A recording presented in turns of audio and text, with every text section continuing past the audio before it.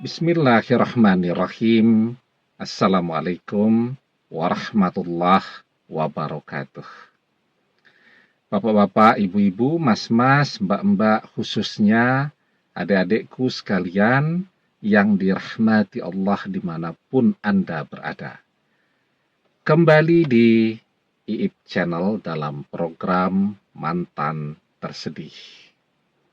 Kali ini tema kita, mencintai seseorang yang begitu indah dan sempurna, itu sangat menyakitkan.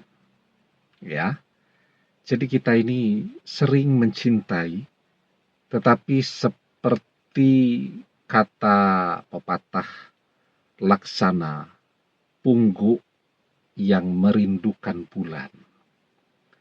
Burung pungguk itu tidak bisa terbang. Bagaimana dia bisa mencapai bulan? Dia cuma bisa mengaguminya saja. Begitulah kira-kira keadaan kita. Ada seorang laki-laki ya, mencintai seorang wanita yang begitu sempurna, begitu cantiknya, begitu indah untuk dipandang mata. Berasal dari keluarga yang kaya raya berkecukupan, memiliki pendidikan yang sangat tinggi dan sangat terpandang. Seluruh keluarganya amat sangat menyayangi dan mencintai dia. Walaupun saat mereka ketemu, si wanita ini sudah menjadi janda dalam usia yang masih terbilang muda, di bawah 30 tahun, dengan seorang anak laki-laki yang masih berusia batita, di bawah 3 tahun. Ya, si wanita ini baru saja dikhianati oleh bekas suaminya. Dan laki-laki ini, bekas suaminya, ini adalah orang yang teramat sangat beruntung. Ya, ada orang seperti laki-laki ini. Dia lahir dari keluarga yang utuh, yang sempurna, yang bahagia. Menjalani masa kecil, masa remaja, ya, remaja menuju dewasa dengan bahagia, dengan limpahan kasih sayang dari keluarga, dari orang tua, ya, mendapatkan seluruh kebutuhannya, dan seterusnya. Begitupun ketika dia ketemu dengan si wanita ini. Mereka berpacaran selama 4 tahun ketika mereka kuliah. Walaupun mereka berada di lingkungan yang menolak pacaran, mereka tetap melakukannya. Tapi mereka tetap dihormati, tetap disayangi oleh teman-temannya. Apalagi ketika mereka menikah, si laki-laki ini disambut dengan sangat terhormat oleh keluarga si wanita ini. Dia begitu dibanggakan, begitu dicintai, begitu disayangi. Selesai menikah, mereka berdua diberangkatkan untuk bulan madu ke luar negeri oleh mertuanya. Mereka pulang, mereka sudah bisa langsung menjalankan rumah tangganya tanpa harus berpikir mau tinggal di mana. Rumah sudah disiapkan lengkap dengan segala furniturnya yang mewah, ya. Begitupun dia pengen untuk sekolah lagi, untuk kuliah lagi, untuk pendidikan selanjutnya. Mertuanya dengan senang hati membiayai. Itu pun sudah punya istri Tidak usahlah pusing-pusing mencarikan uang bulanan. Semuanya disediakan oleh mertua. Ya, kendaraan, ya bayar pulsa telepon, kuota internet, semuanya disediakan oleh mertua. Dia begitu disayangi. Tapi sayangnya, dia begitu disayangi, begitu dihormati, begitu dihargai oleh keluarga mertuanya, oleh adik-adik iparnya, oleh paman-paman istrinya, pak de bude istrinya, dan seterusnya. Tetapi dia kurang bersyukur. Dia punya istri yang begitu cantik dan mempesona, begitu sempurnanya. Dia tetap merasa tidak puas, ya, sehingga berselingkuhlah dia. Pun setelah dia berselingkuh, setelah perceraian itu terjadi, dia tetap sangat dihormati, tetap sangat disayangi. Dia bisa datang ke rumah istrinya kapan saja, ya, diberikan tempat, ya, duduk di ruang tamu, diberikan sajian-sajian, makanan, minuman yang sangat terhormat. Dilayani ngobrol oleh bekas mertuanya, bahkan masih diperbolehkan, diizinkan untuk menginap, ya, untuk mencurahkan kasih sayangnya kepada anaknya, anak mereka, artinya anak dia dan anak mantan istrinya, ya, cucu dari bekas mertuanya. Masih boleh menginap. Kalau kita membaca yang seperti ini, apa yang ada di dalam benak kita? Oh, mungkin orang tuanya si wanita itu diam-diam karena sayang kan dengan bekas mantu ini. Masih berusaha tuh untuk mendekatkan anak wanita mereka dengan bekas mantu mereka. Maka menginap pun masih diperbolehkan. Nah, sementara laki-laki yang satunya ini, dia lahir dari orang tua yang tidak siap untuk menjadi orang tua. Karena menikah di usia yang terlalu muda, belum mandiri, belum bisa bekerja, dan seterusnya. Dia lahir. Belum usia 3 hari pun dia sudah diserahkan kepada keluarga angkatnya. Kenapa? Karena orang tuanya tidak sanggup untuk mengasuh dia. Jadi bahkan sejak usia 2 hari begitu, dia sudah tidak pernah merasakan kasih sayang dari ibu kandungnya. Tidak pernah bisa tumbuh dengan air susu yang langsung diberikan oleh ibu kandungnya. Ya, dia tumbuh sebagai anak yang rendah diri, anak yang minder karena sering diejek sebagai anak angkat, sering dibuli oleh lingkungannya. Dia tumbuh sebagai seorang remaja yang selalu merasa ketakutan dengan masa depannya. Kalau anak angkat, siapa yang mau bayari kuliahnya, dan seterusnya. Dan itu betul-betul terjadi, harus dia jalani. Kuliah pagi sampai sore hari, malam hari, harus bekerja. Kalau hari libur, mencari uang yang agak banyak, jadi sopir travel begitu, keluar kota, ya, untuk membiayai perkuliahan. Karena kalau tidak bekerja, tidak makan, tidak bisa bayar SPP kuliah, dan seterusnya. Dan begitupun ketika dia ketemu dengan si wanita ini, begitu tahu kalau dia anak angkat, ia langsung ditolak. tidak pernah diterima.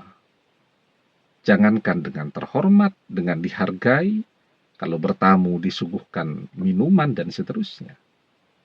Datang bertamu saja, dia selalu ditolak. Mau bicara, selalu dihindari. Kalau orang tua si wanita memandang bekas suami anaknya yang sudah mengkhianati anaknya, yang sudah mengkhianati cinta dan kasih sayang mereka sebagai mertua, orang tua si wanita tetap memandang laki-laki ini dengan penuh kehormatan, dengan penuh kasih sayang. Tetapi orang tua si wanita ini memandang si laki-laki yang kedua ini, yang tidak pernah mengkhianati anak mereka, yang sangat mencintai anak mereka, yang sangat menyayangi anak mereka, yang sanggup berkorban apa saja agar anak mereka bahagia. Mereka memandangnya dengan begitu rendah, bahkan mungkin memandangnya dengan pandangan yang jijik, dan seterusnya. Itu yang harus dirasakan oleh laki-laki yang kedua. Tentu dia bersedih kan. Kenapa harus seperti itu? Sebagai manusia, kan dia juga pengen dilahirkan dalam keluarga yang utuh, seperti orang lain, tidak harus menyandang, memanggul terus statusnya sebagai seorang anak angkat sampai kapanpun. Ya, dia ingin juga kan merasakan sentuhan sayang dari seorang ibu yang hanya bisa dia rasakan selama 2-3 hari saja. Tapi kemudian setelah dia mendapatkan penolakan keras seperti itu, dia belajar untuk menerima kenyataan.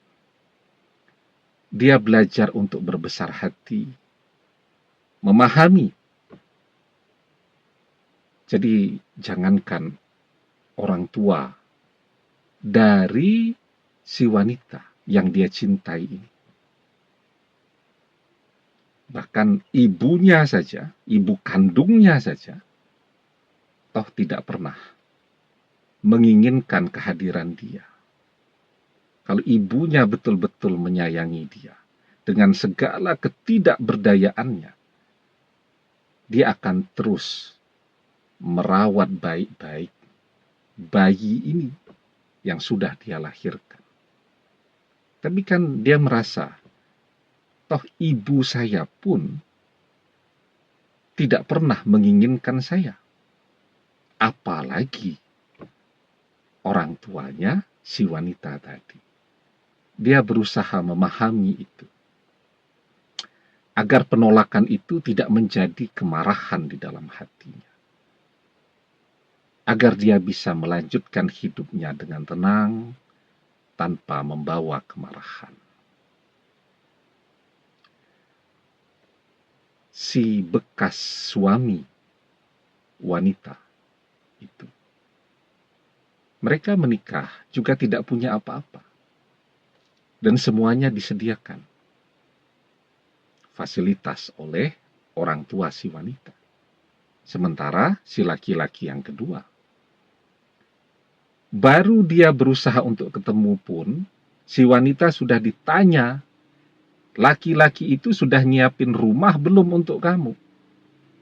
Apa yang sudah dia siapkan untuk masa depanmu? Ya tentu dia akan berusaha. Bekerja bagi dia bukan sesuatu yang baru. Di saat orang lain berusia 18 tahun sedang senang-senangnya, ya, menjalani masa-masa SMA atau masa-masa awal perkuliahan, jalan ke sana, jalan kemari dengan teman-teman, dengan sahabat, dia tidak. Dia sudah menjalani masa belianya untuk bekerja, untuk bertahan hidup. Jadi bekerja bukan sesuatu yang baru bagi dia. Tetapi itulah hidup. Itulah kehidupan. Ada orang yang memang sangat beruntung. Bahkan sudah mengkhianati pun masih sangat disayangi, sangat dicintai. Tetapi ada pula orang yang sangat mencintai, tetapi ditolak habis-habisan. Orang yang tulus akan memberikan hidupnya untuk kebahagiaan seseorang, tetapi justru selalu direndahkan. Itulah hidup. Maka, apa kata si laki-laki? Si wanita ini memang terlalu sempurna. Dia amat sangat cantiknya. Dia masih muda, punya pendidikan yang bagus, punya latar belakang keluarga yang sangat baik, terpandang, terhormat, dan seterusnya. Meskipun dia janda, tidak akan susah bagi dia untuk menemukan seseorang yang selevel dengan dia, selevel dengan keluarganya. Semua orang menyayangi si wanita ini. Teman sahabatnya tidak ada yang rela jika dia menikah dengan laki-laki yang kedua ini. Semua menolaknya. Semua. Ya. Begitu juga dia sangat disayangi, sangat dicintai oleh keluarganya, keluarga besarnya. Bahkan kakek-kakek jauhnya, ya, sepupu dari kakeknya, sepupu dari neneknya, semuanya sangat menyayangi, mencintai, mencurahkan harapan mereka kepada si wanita ini. Sementara si laki-laki ini sendirian, berjalan sendirian, menangis sendirian, menderita sendirian. Tapi toh dia bilang, itu bukan sesuatu yang baru untuk saya. Sejak kecil pun, saya terbiasa untuk menderita sendirian. Kedinginan, menahan lapar, dibuli, disakiti, direndahkan, dan seterusnya. Itu adalah makanan sehari-hari untuk saya. Saya bercerita pun tidak ada orang yang tersentuh dengan cerita-cerita saya. Karena bagi orang dia terlalu kuat, terlalu tegar untuk mengeluh. Tidak ada orang yang percaya kalau dia bisa sakit, kalau dia bisa sakit hati, kalau dia bisa kecewa, kalau dia bisa sedih, dan seterusnya. Tidak ada satupun orang yang percaya. Tapi toh kan dia manusia biasa. Kalau dia selalu berusaha ceria, karena dia sudah menerima apa yang menjadi suratan takdirnya. Ada orang yang kemudian merasa kecewa ketika ditolak. Tapi bagi orang yang sepanjang hidupnya selalu ditolak, penolakan itu bukan sesuatu yang aneh bagi dia. Dia tidak lagi mengejar-ngejar si wanita, karena wanita ini terlalu sempurna untuk dia. Mencintai seseorang yang sangat sempurna, itu ternyata amat sangat menyakitkan. Tetapi apapun, dia memiliki kesempatan untuk tumbuh dewasa, untuk bisa berkarya, untuk bisa bekerja, untuk bisa mandiri, dan seterusnya. Dia bersyukur dengan keadaan itu. Dan yang lebih penting lagi, ketika semua orang menyakiti dia, dia tidak pernah menyakiti orang-orang yang menyakitinya. Ketika semua orang merendahkannya, dia selalu menghargai mereka, menghormati mereka. Ketika orang-orang mengeluh dengan keadaannya, padahal keadaan yang mereka jalani itu tidak ada apa-apanya jika melihat keadaan yang harus dia jalani. Dia tidak mengeluh. Dia bersyukur. Dia diberikan kesempatan untuk berkarya di dunia ini, untuk menabung pahala kebaikan, untuk keselamatannya di akhirat nanti. Karena dengan bersyukur, hatinya merasa baik. Hatinya tidak terlalu bersedih. Dan dengan bersyukur, Allah akan memberikan kebaikan senantiasa untuknya.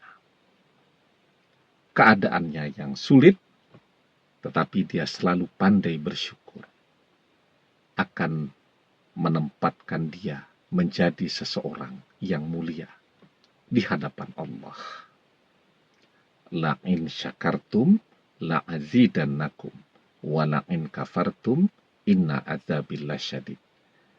Allah Subhanahu wa ta'ala berfirman, jika kalian pandai bersyukur, maka akan aku tambahkan nikmatku untuk kalian. Tetapi jika kalian tidak pandai bersyukur, maka sesungguhnya azabku sangat pedih. Demikian, semoga bermanfaat. Wallahu a'lam bissawab, billahi taufik wal hidayah. Assalamualaikum warahmatullahi wabarakatuh.